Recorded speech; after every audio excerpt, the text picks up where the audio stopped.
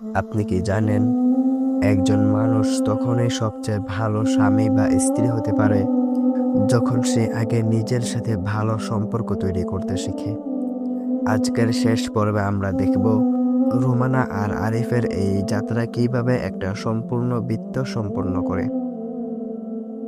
আমরা দেখেছি আমরা দেখেছি রোমানার ক্লান্তি থেকে শুরু করে তার হারানো গল্প ফিরে পাওয়া আর তাদের সন্তানদের জীবনে এই পরিবর্তনের প্রভাব।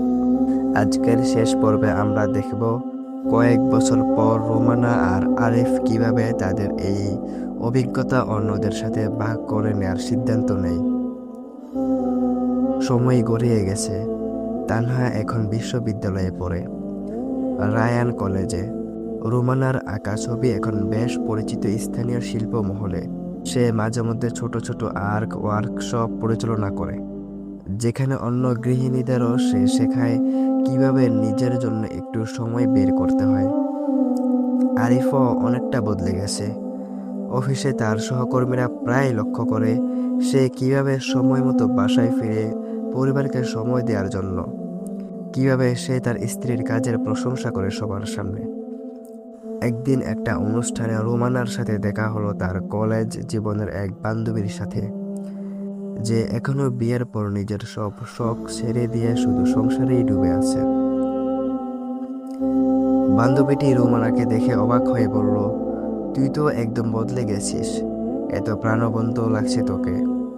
আমার তো মনে হয় বিয়ের পর নিজের জন্য কিছু করারই সময় নেই। রুমানা তার হাত ধরে বলল, জানিস, আমিও এক সময় এভাবেই ভাবতাম, কিন্তু একদিন বুঝেছি, নিজের যত্ন না নিলে আমরা আর একদিন অন্যদের যত্ন নিতে পারবো না। তুই যদি চাস, আমি তোকে সাহায্য করতে পারি কিভাবে ছোট ছোট পরিবর্তন দিয়ে শুরু করতে হয়। সেই রাতে বাসায় ফিরে রোমানা আরিফকে বলল, জানো, আজ আমার বান্ধবীর সাথে কথা বলে মনে হলো আমাদের মতো হয়তো আরো অনেক মানুষ আছে যারা নিজেদের ভুলে গেছে সংসারের চাপে। এই অভিজ্ঞতাটা যদি আমরা অন্যদের সাথে শেয়ার করি, হয়তো অনেক উপকৃত হবে। আরিফ সম্মতি জানিয়ে বলল, তুমি ঠিক বলছো, আমাদের গল্পটা হয়তো ছোট, কিন্তু এটা যদি একটা মানুষকেও নিজের যত্ন নিতে অনুপ্রাণিত করে, তাহলে এটাই আমাদের জন্য অনেক বড় প্রাপ্তি। গল্পের শেষে রোমানা আয়নার সামনে দাঁড়িয়ে নিজের দিকে তাকালো। কয়েক বছর আগের সেই ক্লান্ত নিষ্প্রাণ মুখটা আর নেই। এখন সেখানে একজন আত্মবিশ্বাসী প্রাণবন্ত মানুষ দাঁড়িয়ে আছে। একজন মা, একজন স্ত্রী, একজন শিল্পী, আর সবার আগে সে একজন সম্পূর্ণ মানুষ। সে বুঝলো, ভালোবাসা মানে নিজেকে সম্পূর্ণভাবে বিলিয়ে দেওয়া না, ভালোবাসা মানে নিজেকে নিয়েও ভালোবাসা। আর সেই ভালোবাসা থেকেই অন্যদের প্রতি সত্যিকারের যত্ন নেওয়া সম্ভব হয়। প্রিয় দর্শক, রোমানা আর আরিফের এই 4 পর্বের গল্পে আমাদের একটা সম্পূর্ণ শিক্ষা দেয়। একজন স্ত্রী, একজন মায়ের, একজন নারীর যত্ন নেওয়ার অধিকার আছে। এটা কোনো স্বার্থপরতা না, এটা একটা প্রয়োজনীয়তা।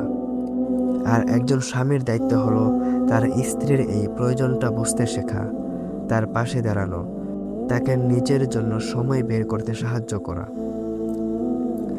একটা সুস্থ, সুখী সংসার তখনই তৈরি হয় যখন দুজন মানুষ একে অপরের যত্ন নেয়ার পাশাপাশি নিজেদেরও যত্ন নিতে শিখে। কারণ কারণ আপনি যদি নিজেই ভালো না থাকেন, তাহলে অন্য কাউকে ভালো রাখাটাও কঠিন হয়ে যাবে। আপনাদের মধ্যে যদি কারো নিজের জীবনের এমন কোনো গল্প থাকে, স্বামী স্ত্রীর ভালোবাসা, ত্যাগ, ধৈর্য আর দায়িত্ব পালনের কোনো অভিজ্ঞতা যা আপনি অন্যদের সাথে শেয়ার করতে চান, তাহলে আমাদের আইডিতে দেওয়া ইমেইলে বা হোয়াটসঅ্যাপে পাঠিয়ে দিতে পারেন। আমরা আপনাদের পরিচয় সম্পূর্ণ গোপন রেখে আপনাদের পাঠানো গল্প থেকে বেছে নিয়ে সবার সামনে তুলে ধরার চেষ্টা করব। আজকের এই গল্প আর পুরো এই সিরিজটাই যদি আপনাদের ভালো লেগে থাকে, তাহলে অবশ্যই ভিডিওটি লাইক করুন, কমেন্টে আপনার মতামত জানান এবং প্রিয়জনদের সাথে শেয়ার করুন। আর যদি এখনও আমাদের চ্যানেলটা সাবস্ক্রাইব না করে থাকেন, তাহলে অনুরোধ রইল সাবস্ক্রাইব করে সাথেই থাকার জন্য। আমরা প্রতিনিয়ত এমন হৃদয় ছোঁয়া নতুন নতুন ভিডিও নিয়ে হাজির হব ইনশাআল্লাহ। নিজের যত্ন নেবেন, ভালো থাকবেন, সুস্থ থাকবেন। আল্লাহ হাফেজ।